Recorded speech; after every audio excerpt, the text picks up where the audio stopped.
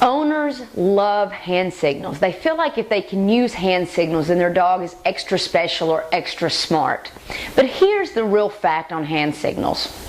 Dogs pick up on body language a lot faster than they do oral commands because they have been born with the ability to read body language. That's how they communicate with each other.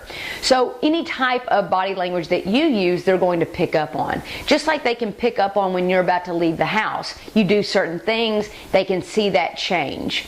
Now, does that mean that using hand signals is wrong? Absolutely not. However, I do encourage you to always put verbal commands with your behaviors and teach your dogs that they don't necessarily have to see the hand signal in order to respond. For example, if I'm going to use a hand signal such as this for the dog to come, well, that's great if he's looking at me. But what if he's running in the opposite direction and he can't see me?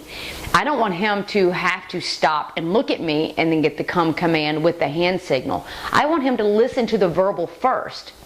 Maybe there's a time that he is looking at me and I want him to come.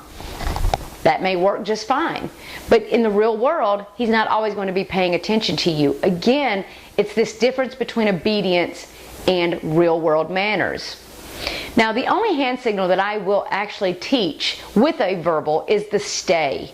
And I like that because sometimes I want my dog to stay without me having to use the verbal. Maybe I'm in a conversation with an owner and their dog, and my dog is across the dog park and wants to approach. But I know that this particular dog is nervous and he doesn't want my dog approaching. I don't want to stop my conversation. Instead, I can just look at my dog for a quick second, give the hand signal, and then go back to talking. My dog at that point then knows to stop in its tracks and stay there until I give him the release command. So there are times that hand signals are great, but don't require your dog to read hand signals in order to respond to you. Remember, we want the dog to respond to us with whispers or normal tones, regardless if they're looking at us, regardless if we're in the backyard, the front yard, or we're walking down the street, or in the craft fair.